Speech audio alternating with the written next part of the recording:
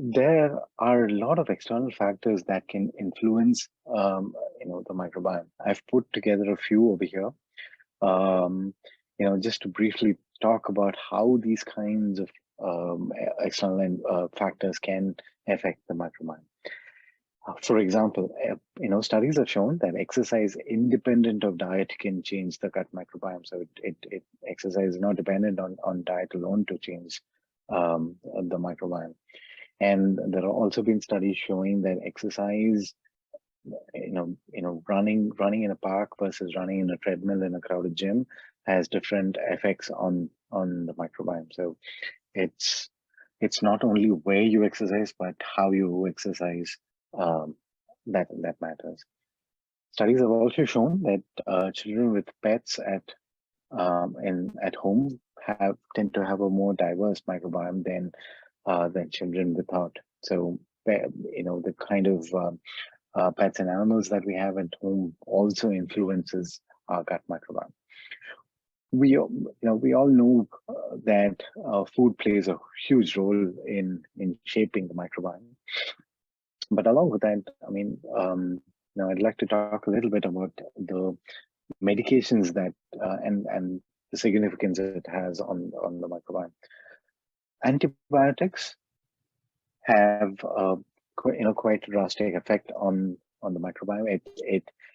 It kind of destroys a course of antibiotics kind of destroys a large section of the microbiome, and what regrows post that is could be very different, could be dominated by one or two species, which can then go cause problems in the human system.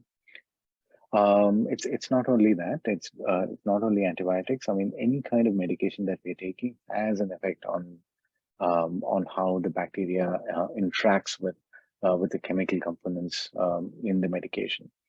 For example, titanium dioxide, which is a coloring agent that is used in most tablets. It gives the tablets white color. That itself has been shown to change the microbiome in a certain way. So it's not only the negative effect. Sometimes there could be positive interactions between the microbiome and chemical medication. For example, metformin. Metformin's efficacy changes the microbiome. Metformin's efficacy is based on how the microbiome is interacting with it. So the way the microbiome interacts with any kind of medication is also very significant. Like I mentioned, I mean, the microbiome changes. It's transient. It changes based on our external environment and how our lifestyle changes. Typically, what I have seen is it changes over a period of 3 to 6 months. If you're a frequent traveler, if you have heavy doses of medication, it could change much earlier than this. But for an average individual, it's anywhere between 3 to 6 months time. The simple way to improve it is by the methods that I've shown on the slide. But seeing this, I mean, it is not as simple as this. I mean, it just gets complicated with different types of diseases.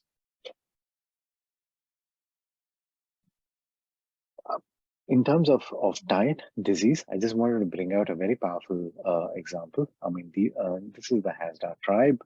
They are a Tanzanian tribe, and they have the most diverse set of microbiome that is known to us right now.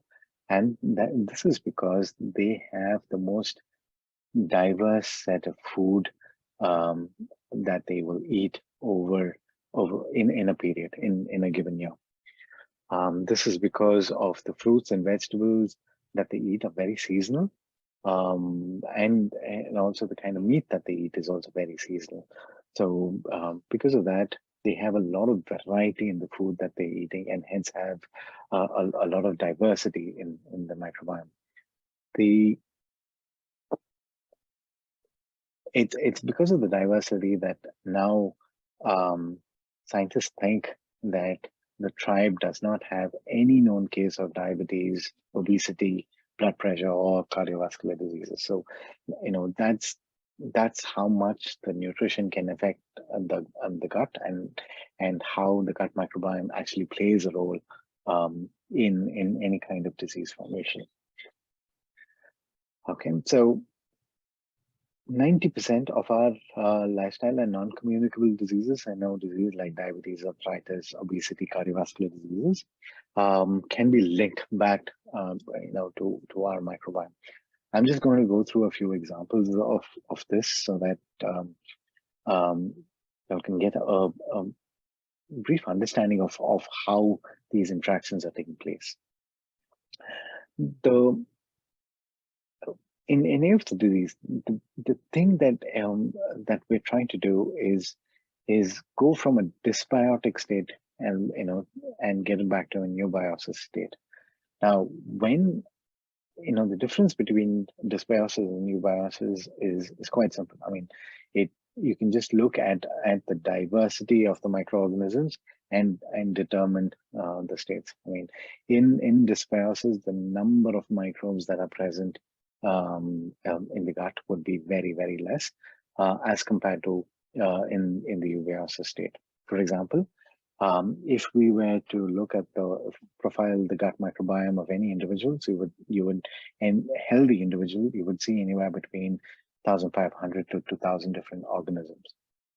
But when we profile the gut microbiome of individuals who are suffering from a chronic disease for a long time, then the number of microbes that are present in the gut would be lesser than 1,000. It would be anywhere in the range of 700 to 800. So the lesser the number of organisms, the more problematic it is for the human system. And this is the dysbiotic state. There are other ways of looking at it. I mean, you can look at the major the major phyla of bacteria, that is Firmicutes, Bacteroidetes, Protobacteria, and Actinobacteria. Look at those ratios and see how it is changing. Nowadays, you can also measure the metabolites, and you would see in a dysbiotic state the short chain fatty acid or other beneficial metabolites are actually low in number as compared to an eubiosis state. Most significantly, the opportunistic bacteria and fungus usually go up in number in the dysbiosis state. So similarly, when we look at obesity and we look at the obese gut microbiome versus the lean gut microbiome, the first thing that you notice over there is the diversity is very, very low. Because the diversity is low, in obese individuals, you would see decreased satiety, increased inflammation, and also there would be a decrease in burning of fat. So the problem is compounded by people wanting to eat more because there's no signal going to the brain saying that there is enough food in the gut and we need to stop eating. And all the food that is eaten and all the fat that is eaten is not getting burnt fast enough because of the microbiome. And in the normal state, I mean, satiety is normal. I mean, after a certain amount of food, there is signal going to the brain saying that enough, don't eat anymore. And there is, proper metabolization of both carbs and fats. So it's not only so disrupted microbiota not only causes obesity, it can also affect reproductive health. So It has an impact both on the mother, as well as the future offspring as well. So during with a disrupted microbiota, during the pregnancy stages, there could be chances of miscarriage. There could be chances of the mother having prolonged periods of diabetes, and eventually there could be an adverse health issue with the child. So this could be the offspring could have unnecessary weight gain, could also start developing allergies and other um, and other autoimmune disorders as well, because of the disrupted microbiota during the reproductive health.